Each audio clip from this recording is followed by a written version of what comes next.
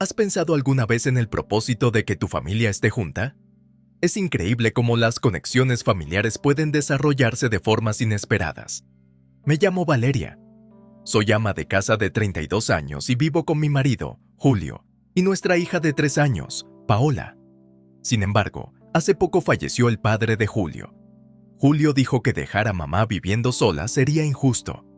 Debería vivir con ella, dijo. Con estos pensamientos, nos trasladaron a la fuerza a casa de nuestros suegros.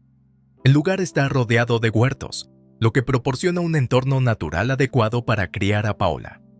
Sin embargo, la casa es bastante vieja y necesita reparaciones en varias zonas. A pesar de tener solo 65 años, la madre de Julio insiste en que puede vivir sola sin problemas de salud. No obstante, Julio insiste en mudarse a casa de sus padres. Antes de que nos diéramos cuenta, la hermana de Julio, Angélica, también decidió vivir allí, diciendo que no estaría bien dejar el cuidado de mamá solo en manos de Julio. Yo también viviré aquí, declaró Angélica. Al principio, Angélica había hablado de cuidar de su madre, pero en realidad no contribuía en absoluto a las tareas domésticas. Me lo echaba todo a mí. Angélica trabaja a tiempo parcial, se ha divorciado y ha vivido sola hasta ahora. Quería volver a casa de sus padres, pero, al parecer, su padre no lo permitió en vida. Según su madre, la infidelidad de Angélica provocó el divorcio y su padre, enfadado, le prohibió volver a la casa familiar. Ahora que su padre ha fallecido, Angélica por fin ha regresado. Independientemente de que Julio y yo vivamos allí también, probablemente su intención era cuidar de su madre, pero con nuestra presencia me deja cómodamente a mí las tareas domésticas. Angélica pensaba que solo con los ingresos a tiempo parcial era difícil pagar el alquiler, pero vivir con los suegros significaba que no había alquiler, y quizás Julio cubriría gastos como la comida. Angélica, que se había mudado pronto, exigió: como mi sueldo a tiempo parcial es bajo, Julio también se hará cargo de mis gastos de manutención. Yo me encargaré de las tareas domésticas, así que todo irá bien, ¿no? Sin embargo, ella apenas hacía tareas domésticas, limpiando de vez en cuando la entrada. Julio, al parecer incapaz de enfrentarse a Angélica, no se quejó ni le pidió que se hiciera cargo de los gastos de manutención y, en cambio, la suegra utilizó su pensión para cubrir los gastos de Angélica.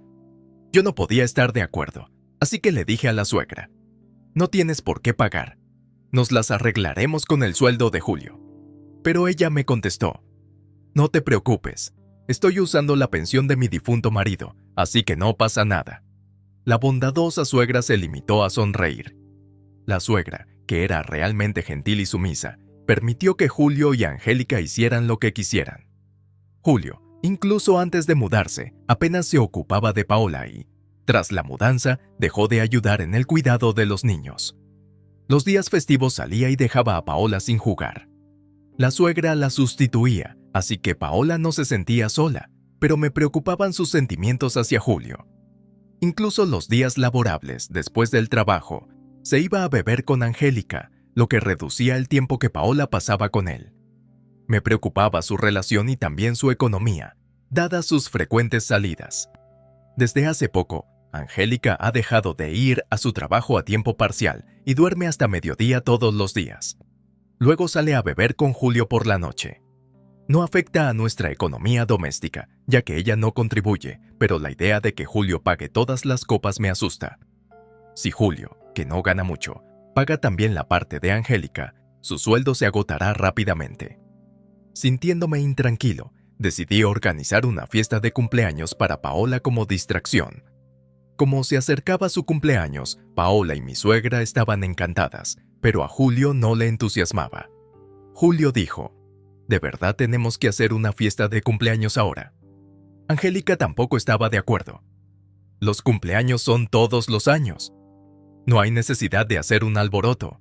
Molesta porque Julio estaba holgazaneando por la casa, le pregunté: si estás libre, podrías ir de compras. Te daré el dinero, por favor. A regañadientes empezó a prepararse para ir de compras. Al ver esto, Angélica dijo: yo también me aburro en casa, así que iré con él, y siguió a Julio. Al cabo de un rato, Julio llamó a mi smartphone, pero yo estaba cocinando y no pude contestar. Paola, que siempre había querido usar el smartphone, se lo llevó a mi suegra y empezó a toquetearlo. Mi suegra intentó contestar a toda prisa. Paola encendió accidentalmente el altavoz y pareció que respondían a la llamada. Corrí hacia ellos, y Julio, pensando que el smartphone funcionaba mal y no estaba conectado, empezó a hablar con Angélica al otro lado. Valeria no contesta al teléfono. El dinero que nos ha dado no es suficiente. Al parecer, pensó que la llamada se había cortado y Angélica respondió como de costumbre. Angélica dijo: hablando de dinero, ¿deberíamos llevar a cabo ese plan sobre el que bromeábamos antes? Ya nos hemos gastado la herencia de papá y ahora le toca a mamá irse al otro mundo, ¿no? Me sorprendió una afirmación tan cruda, pero mi suegra utilizó tranquilamente la función de grabación del smartphone para documentar la conversación de Julio y Angélica. Ajeno a ello, Julio dijo: ¿cómo vamos a hacer que parezca un accidente? ¿Empujándola por las escaleras o algo así? Pensé que unas declaraciones tan extremas no eran aptas para los oídos de los niños, así que me llevé a Paola a la cocina. Mi suegra escuchaba la conversación con expresión grave. Ignorante, Angélica dijo: ¿no sería mejor que la atropellara un coche? Si es un coche, también podemos contratar un seguro de automóvil. No nos equivoquemos. Habló de tan aterrador plan con despreocupación, riendo. Al final, la conversación cambió de tema, así que mi suegra paró la grabación y terminó la llamada. Pero estaba roja de ira, en marcado contraste con su conducta habitualmente tranquila. Sentí rabia, pero más que eso, no sabía cómo enfrentarme a Julio y Angélica cuando regresaran. Contemplando quitarle la vida a su propia madre, estaba demasiado asustada para relacionarme con ellos como de costumbre, y la idea de vivir con gente así me llenaba de ansiedad. Parecía que me había puesto pálida sin darme cuenta. «Mamá, ¿qué te pasa? Tienes la cara blanca», me señaló Paola asustada. Forcé una sonrisa, pero empecé a pensar que sería mejor salir de esta casa por el bien de Paola. Me puse inmediatamente en contacto con la policía, pero me dijeron que las pruebas eran demasiado débiles para establecer un caso de intento de asesinato. No se lo tomaron en serio, dijeron que era un asunto doméstico. Mi suegra pareció entender mis pensamientos. «Déjame el resto a mí. Paola y tú debéis iros de aquí. Me pondré en contacto con tus padres, así que empieza a prepararte para irte», dijo con severidad. Aunque su rostro había recuperado su expresión amable, el tono de mi suegra era severo. Siguiendo las instrucciones de mi suegra, empecé a hacer las maletas para abandonar la casa de mis suegros. ¿Y mi fiesta de cumpleaños?, me preguntó con cara triste. Entonces la tranquilicé. «Vamos a celebrarlo con tus abuelos en casa de mamá, porque ellos también quieren celebrarlo contigo». Convencida de que mis padres también querían celebrarlo, Paola pareció aliviada al cabo de un rato. Julio y Angélica, que no sabían nada, volvieron. «No compré nada porque no había dinero suficiente», gritó Julio enfadado. «Fue un viaje en vano, pero aún así me debes mi tiempo. Mi tarifa por hora es alta, así que me debes unos $100. Les dijo algo ridícula. Mi suegra me dijo: «Deja de decir tonterías y siéntate. Tengo algo que deciros», mientras ellas sonreían y bromeaban. Mi suegra ordenó con severidad: «Siéntate y cállate». Parecía realmente enfadada y les gritó a Julio y Angélica con una voz que yo no había oído nunca. Julio y Angélica, dándose cuenta de que algo iba mal, se sentaron tranquilamente frente a ella. Entonces mi suegra me llamó: «Valeria, por favor, acompáñanos en esta conversación y podrías prestarme tu smartphone». Dejé que Paola jugara sola y me senté al lado de mi suegra, configurando mi smartphone para que se reprodujera inmediatamente la grabación de la conversación de Julio y Angélica.